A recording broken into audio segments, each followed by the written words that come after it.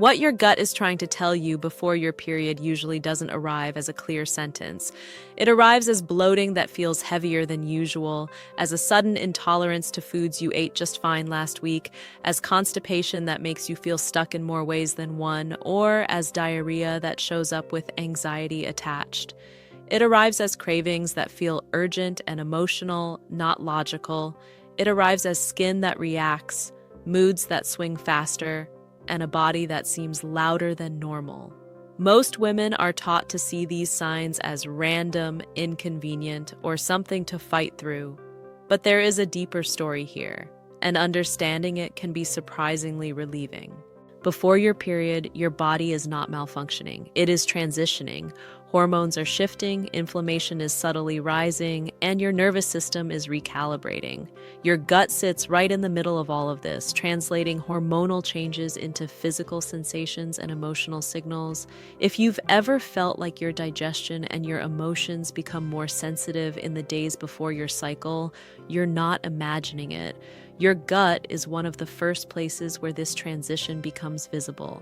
In the second half of your cycle, after ovulation, progesterone rises. Progesterone is often described as a calming hormone, but in the gut, it can slow things down. Digestion may become less efficient. Motility can decrease. This is one reason why constipation is common before a period. Food moves more slowly, fermentation increases, and gas builds up. That bloated, tight feeling isn't about you suddenly doing something wrong. It's about your gut responding to a hormonal environment that asks it to move at a different pace. At the same time, estrogen, which has been supporting gut lining integrity and microbial diversity, begins to fall. This shift can make the gut more reactive. Foods that were neutral can suddenly feel irritating. The gut lining may become more permeable for a short window, which can amplify immune responses and inflammation. This doesn't mean something is broken. It means your gut is temporarily more sensitive, like skin exposed to cold air after being warm all day. Your gut is also deeply connected to your brain through the vagus nerve. When hormones fluctuate, this communication line can become more reactive. Emotions may feel closer to the surface. Stress that you normally manage might suddenly feel overwhelming. The gut doesn't separate physical digestion from emotional processing. For your body, they are part of the same conversation. This is why cravings before your period often feel intense and emotional rather than casual. Your gut is not simply asking for food, it's asking for stability, comfort, and predictability in a moment of internal change. Blood sugar regulation becomes more fragile in the luteal phase, which can increase hunger and urgency. But layered on top of that is the gut-brain relationship, where food has become a tool for grounding, soothing, and reassurance. Many women respond to these signals with guilt. They tell themselves they lack discipline, that they're emotionally weak, or that their body is betraying them. This narrative adds tension to an already sensitive system. The gut, which is highly responsive to stress, interprets guilt as threat. Digestion tightens further. Symptoms intensify. The cycle reinforces itself. What your gut may actually be trying to tell you before your period is that it needs less pressure, not more. It needs understanding instead of control. When digestion slows, forcing it with rigidity often backfires. When emotions surface, suppressing them tends to push the discomfort deeper into the body. Skin changes before a period are another way the gut communicates. The gut and skin share immune pathways. When the gut is inflamed or reactive, the skin can mirror that state. Breakouts, rashes, or dullness aren't superficial issues. They are part of the same systemic conversation. The body is redistributing resources, preparing for menstruation, and temporarily prioritizing internal processes over outward appearance. There is also a grief-like quality to the premenstrual phase that often goes unspoken. Energetically, the body is closing a cycle. There is a natural inward pull. The gut, as an organ deeply tied to safety and belonging, becomes more expressive when emotional needs are unmet. This is why unresolved stress, unspoken feelings, and chronic overextension often show up as digestive discomfort before a period. The gut becomes the place where emotional backlog is stored.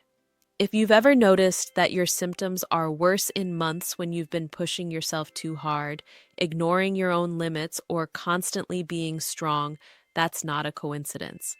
The premenstrual phase has a way of removing filters. The gut stops compensating, it starts telling the truth. Understanding this doesn't mean you suddenly control your cycle or eliminate symptoms. It means you stop interpreting them as personal failures. There is relief in realizing that your body isn't working against you. It's communicating in the only language it has. One of the most misunderstood aspects of premenstrual gut changes is inflammation. Inflammation before a period is not inherently bad. It plays a role in the shedding of the uterine lining. But when baseline inflammation is already high from chronic stress, restrictive eating, or unresolved gut imbalance, this normal rise can feel overwhelming. The gut becomes noisy, reactive, and uncomfortable. This is where many women fall into cycles of fear-based eating. They start avoiding foods, tightening rules, and monitoring every symptom. Ironically, this vigilance can increase stress hormones, which further disrupt digestion. The gut doesn't thrive under surveillance. It responds better to consistency and emotional safety. Emotions like irritability, sadness, or anger before a period are often framed as hormonal mood swings. But from a gut perspective, they are signals of sensitivity. The gut produces a significant amount of serotonin. When digestion is altered, neurotransmitter balance can shift. This can make emotions feel heavier and more immediate. Again, this is not weakness. It's physiology intersecting with lived experience. There is also an identity layer here that many women quietly carry. Being productive, pleasant, and controlled is often rewarded. The premenstrual phase challenges that identity. Energy dips, needs increase. The gut becomes less tolerant of neglect. This can feel threatening if your sense of worth is tied to constant output. The discomfort isn't just physical, it's existential.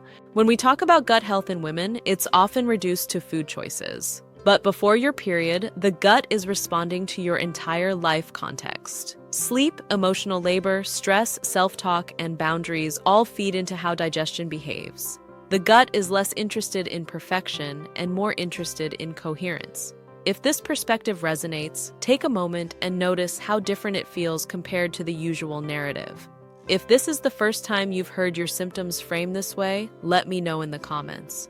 Sharing experiences helps other women feel less alone, and it helps this conversation reach people who need it. Another layer worth understanding is the relationship between the gut and pain perception before a period. When the gut is inflamed or hypersensitive, the nervous system becomes more alert. Pain thresholds can lower, cramps feel stronger, back pain intensifies. Even sensations that are usually tolerable can feel intrusive. This doesn't mean pain is all in your head. It means your body is in a state of heightened awareness. This heightened state can also explain why old memories, unresolved emotions, or long-standing frustrations resurface before menstruation. The gut stores experiences through the enteric nervous system. When the system becomes more sensitive, it can release not just physical tension, but emotional content. This is why crying before a period can feel cathartic and exhausting at the same time. Many women notice that their appetite changes in quality, not just quantity. You may crave warmth, softness, familiarity. These cravings are often interpreted as lack of willpower. But from a gut-brain perspective, they are requests for nervous system regulation.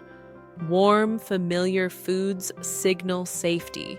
Safety allows digestion to proceed more smoothly. This doesn't mean you must act on every craving. It means you don't have to shame yourself for having them. Shame is one of the most underappreciated disruptors of gut health. It activates stress responses that directly impact digestion. Before your period, when your system is already adjusting, shame can amplify symptoms. This is why self-criticism often makes bloating worse, not better. If you're finding value in this way of understanding your body, consider liking this video or subscribing. It helps keep these conversations visible and normalized, especially for women who've spent years feeling confused or blamed by their own biology. It's also important to talk about unpredictability. Some cycles feel manageable, others feel intense. This variability can be unsettling. The gut responds not only to hormones, but to accumulated stress over time. A cycle that follows a particularly demanding month may feel heavier. This doesn't mean you're regressing. It means your body is responding to context. This understanding invites compassion rather than correction. Instead of asking, "What did I do wrong?" the question becomes, "What has my body been carrying?" The gut is a historian. Before your period, it reads from the ledger more openly. There is a tendency to want solutions, fixes, and protocols. While those can have their place, they can also distract from the deeper message. Your gut before your period is not asking to be optimized, it's asking to be heard. When women begin to listen differently, something shifts.